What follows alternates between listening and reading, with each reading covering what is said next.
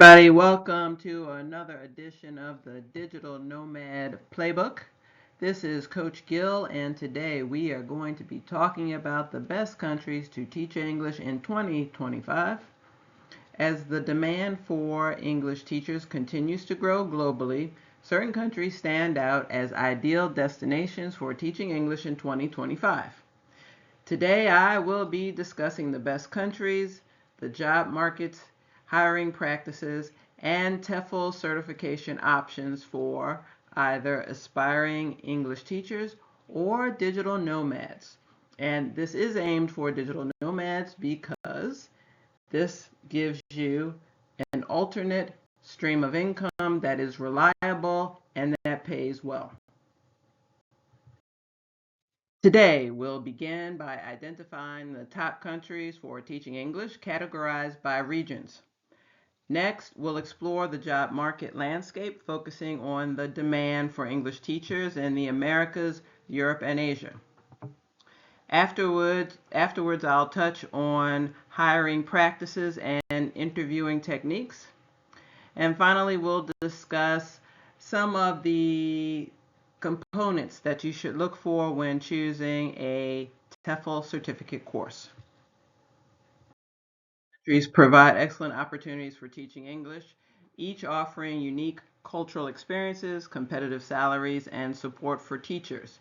But what you should know, basically all countries, if it is not a native English speaking country, most likely there are a lot of English teaching jobs.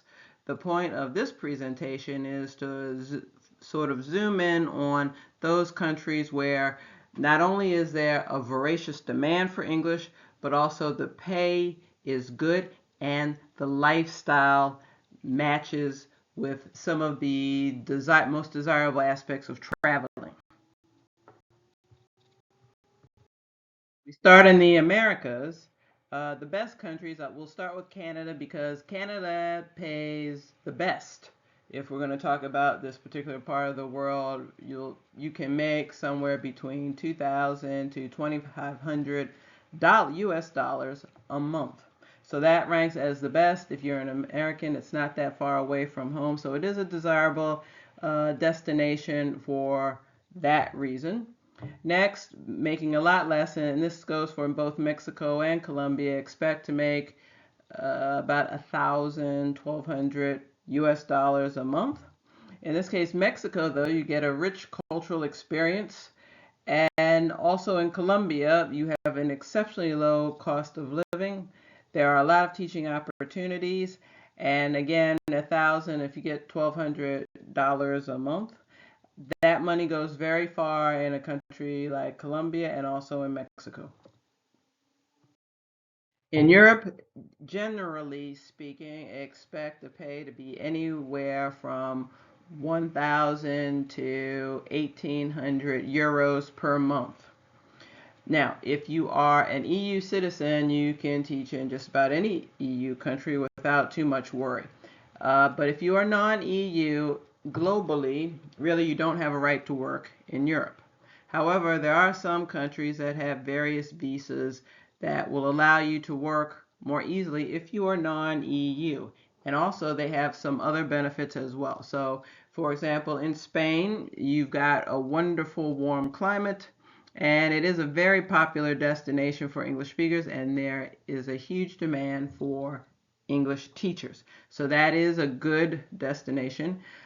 As far as Germany goes, they do have special visas provided for certain jobs that are in tension.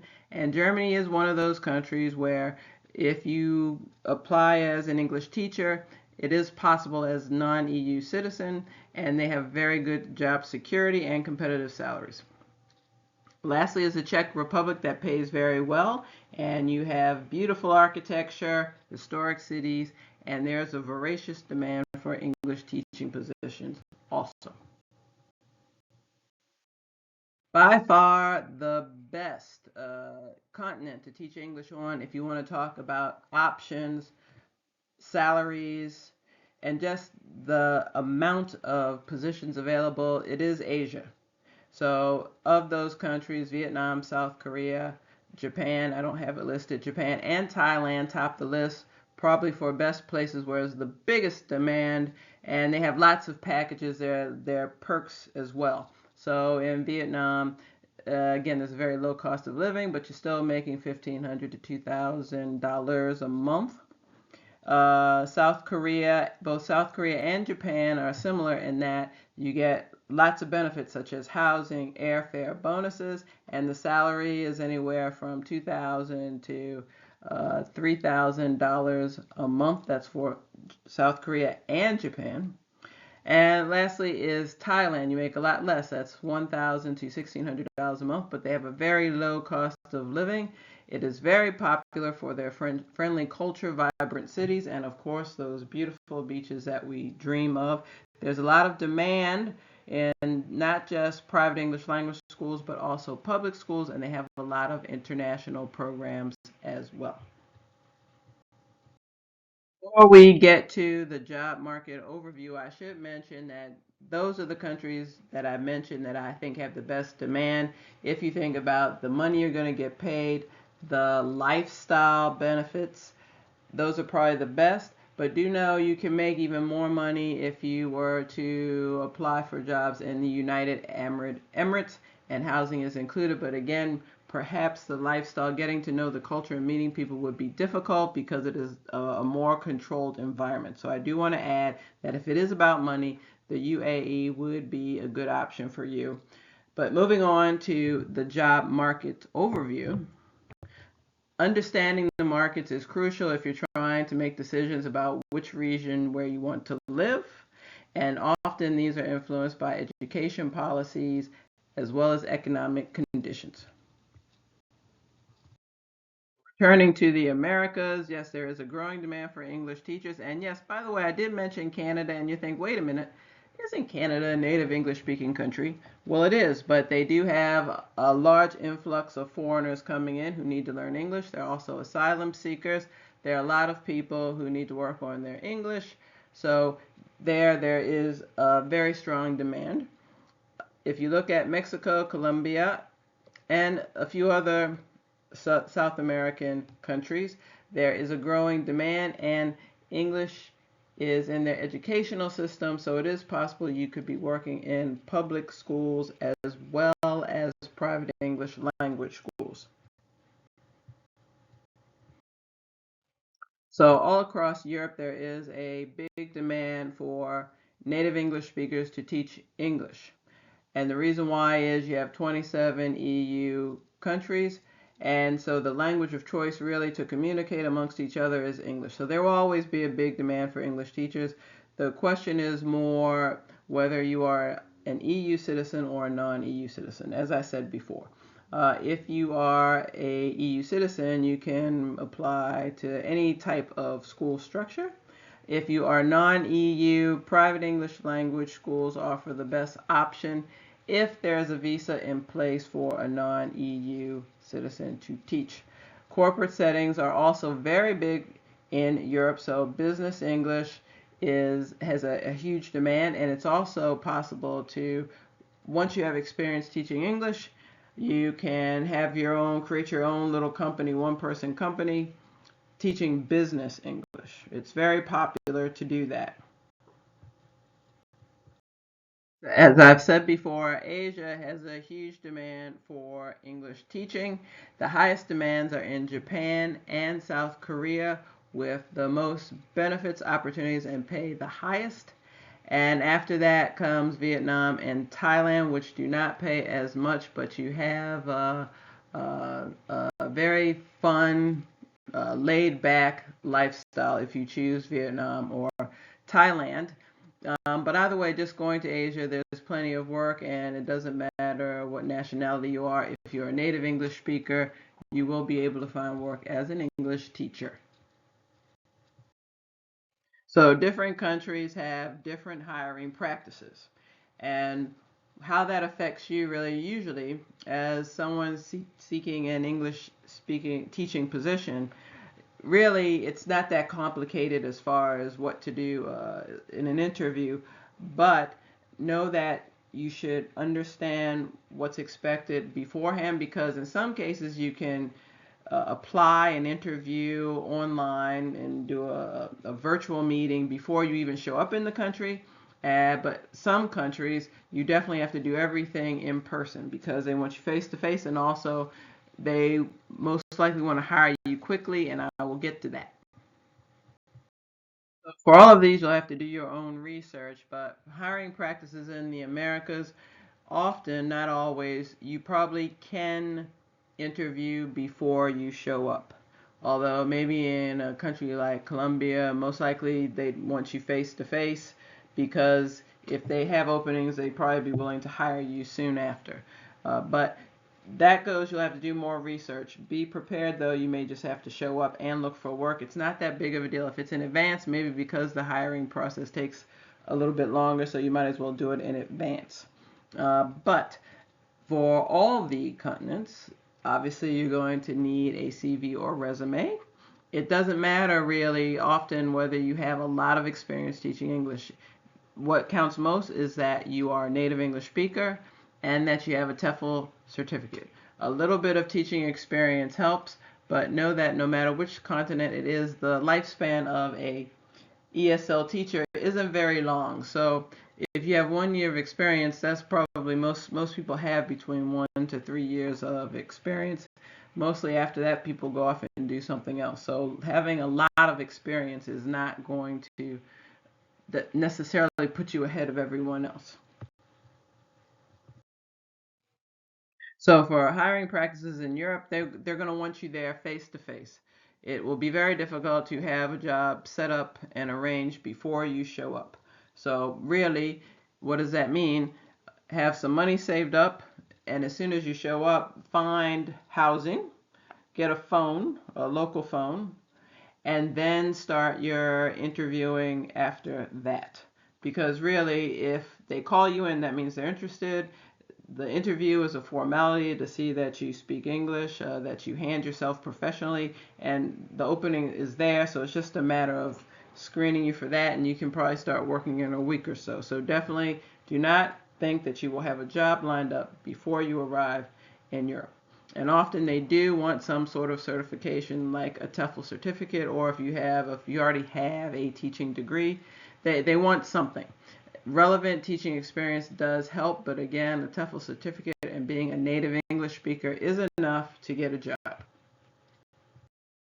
Okay, so in Asia, here's where it's split. If you are interested in working in South Korea or Japan, you can organize everything before you show up. So you can apply online. There'll be a face-to-face video interview or several interviews. And if you're accepted, again, I mentioned it earlier, they will have housing lined up for you. Often it's subsidized, so while you will have to pay something, it's not going to be the cost of what the true rent is. So it's a much lower rent. And also, they will have other little perks for you, setting up a bank account for you, those sorts of things. If you want to work in Southeast Asia, such as Thailand or Vietnam, it's best to just show up and look for work, because this is a case where if the interview goes well, you can probably start working within a week or so. And there are no real perks for Southeast Asia in general, except, well, you have beautiful beaches and a relaxed atmosphere and warm weather year-round. So to maximize your options in getting a job teaching English, obtaining a TEFL certification is essential. There are a lot of different programs out there. There are a lot of different acronyms, and we're going to go over those right now. There are a few acronyms that you've probably heard of when we talk about teaching English as a second language. And one is, you'll see TEFL, and then you'll see TESOL. So TEFL is teaching English as a foreign language, and TESOL is teaching English to students of other languages. And while the acronym is different, the principle is the same. So it's a 4-week course where you would have teaching techniques, you will learn grammar, phonology, You'll have a section of teacher practice as well as job help. All of those things, both TEFL and TESOL, that's the same, just different acronym. Next, you've probably heard of CELTA. CELTA was the first certificate of this kind for teaching English, and it's still 4 weeks with exactly what I told you is in TEFL and TESOL. So it's got grammar, phonology, teaching techniques, methodology, and observed teacher practice. All the same thing. It just so happens that CELTA was first, and for a long time, CELTA, which is put out by Cambridge, was said to be the best. I do not think so necessarily. And now, as TEFL and TESOL have been around for a very long time, as far as employers are concerned, it doesn't matter whether it's a TEFL or CELTA or TESOL, that they understand that it's a 4-week program. It all goes to the components that I'm going to mention next slide. And lastly, there's the Trinity TESOL, which was put out by Trinity in the UK, just like CELTA is put out by Cambridge. The Trinity Cert TESOL is put out by Trinity, and it's the exact same format. So if you have any of these certificates, that is the ticket to getting an English teaching job. So when choosing a TEFL course, there are some components that are the most important. And that's why I'm saying at this point, whether it's TEFL, TESOL, CELTA, or Trinity, what matters most are these things. So first, it should be accredited. The course should be accredited by a recognized educational body. Second, the course length should be a minimum of 120 hours. The curriculum should contain teaching methodologies, lesson planning, classroom management, grammar instruction, phonology instruction, teaching the 4 skills: reading, writing, listening, and speaking. Those all must be included, and most importantly, there should be practical teaching experience. So observed teacher practice is essential when any employer looks at your CV and looks at your certificate. They want to know that you had observed teaching practice, meaning observed by a teacher trainer.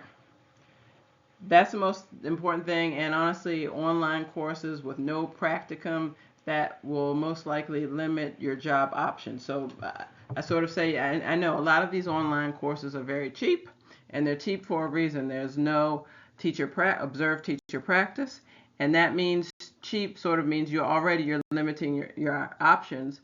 So why not just go for a full TEFL certificate or CELTA, where you have that, and then you have all the options on the table. Was just a brief introduction to teaching English, some of the countries where there's the biggest demand, along with a comfortable lifestyle. If you already live abroad and you already have a gig or 2 gigs, teaching English can just be another stream of income, but it's also a way to connect with other people. It's a great way to, when you teach your students, you learn a lot about the country where you are, the culture, and I've made a lot of friends actually back in the day when I was teaching English. It's an excellent way to be less disconnected and to reach out and really absorb the country where you are. That's all I have for today. This closes another edition of the Digital Nomad Playbook. I am Gil Golden, your host, and I hope to see you again on another episode. Stay tuned. Catch you later. Bye.